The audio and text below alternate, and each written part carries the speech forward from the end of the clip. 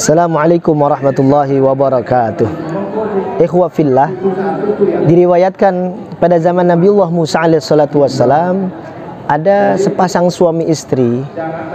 Dia sudah beberapa tahun menikah, tapi belum dikaruniai putra ataupun putri oleh Allah Subhanahu wa ta'ala.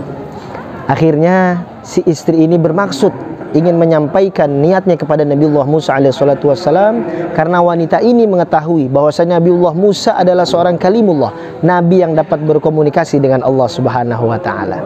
Akhirnya si wanita ini datanglah kepada Nabiullah Musa alaihissalatu wassalam, menceritakan isi hatinya yang selama ini beliau pendam. Singkat cerita, wanita ini menyampaikan kepada Nabiullah Musa alaihissalatu wassalam, wahai Nabiullah Musa, bahwasanya saya dan suami saya sudah menikah beberapa tahun, tapi sampai saat ini belum dikaruniai putra ataupun putri oleh Allah Subhanahu wa ta'ala. Kami mohon agar supaya engkau memohon kepada Allah Subhanahu wa ta'ala, agar sekiranya engkau memohon kepada Allah supaya kami dapat dikaruniai putra ataupun putri.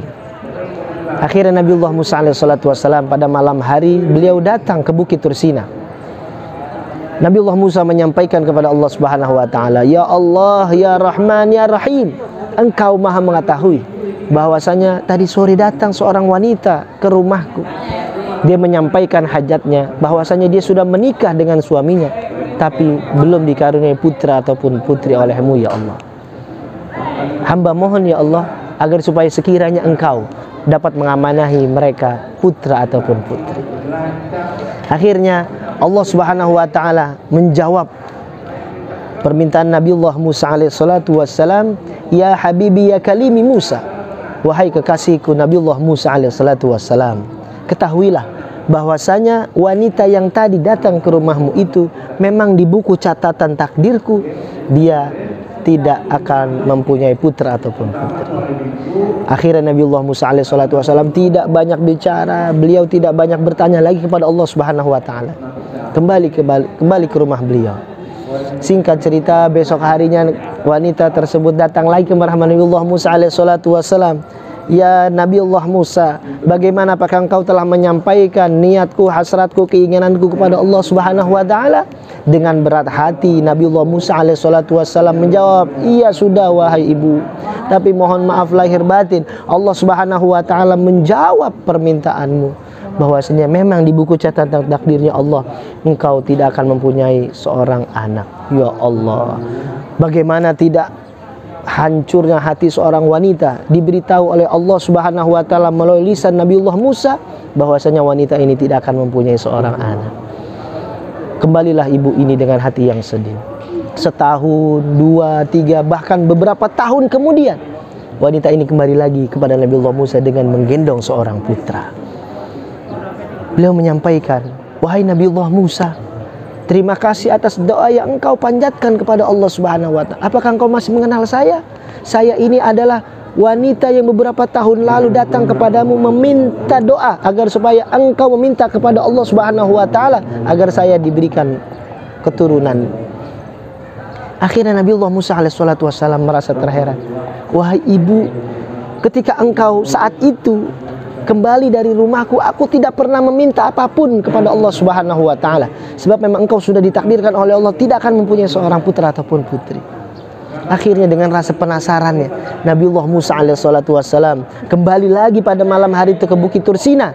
Dia bertanya kepada Allah Subhanahu wa ta'ala, ya Allah, ya Rahman, ya Rahim, engkau maha mengetahui bahwasanya tadi sore datang seorang wanita yang 5 tahun lalu dia datang ke rumahku, yang mana engkau menyampaikan kepadaku bahwasanya dia tidak akan mempunyai putra ataupun putri.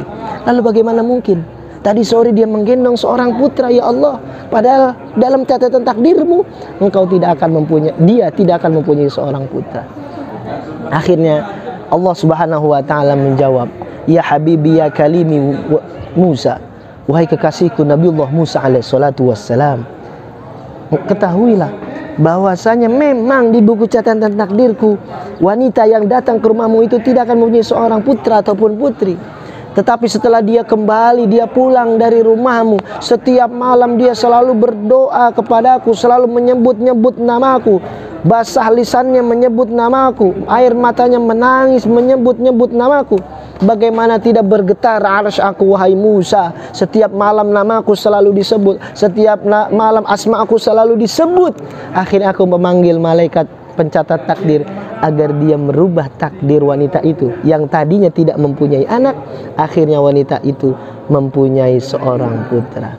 Masya Allah, subhanallah, walhamdulillah, wala ilaha illallah, wallahu akbar.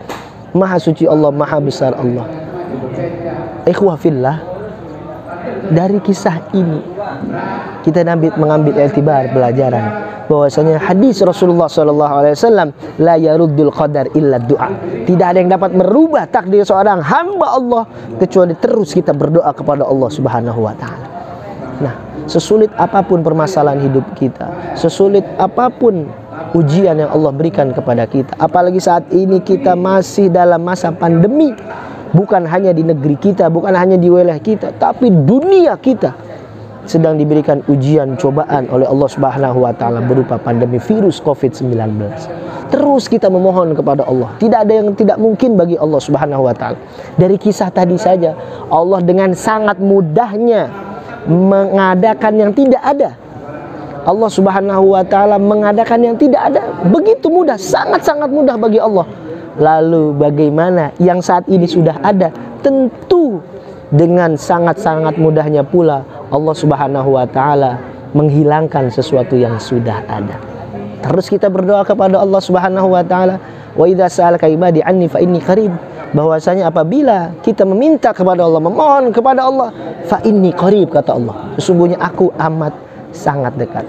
Terus kita memohon kepada Allah Subhanahu wa taala, terus kita meminta kepada Allah Subhanahu wa taala, mudah-mudahan apa-apa yang menjadi niat hajat kita semua dikabulkan oleh Allah, apa-apa menjadi kesulitan kita semua dipermudah oleh Allah Subhanahu wa taala. Terima kasih. Assalamualaikum warahmatullahi wabarakatuh.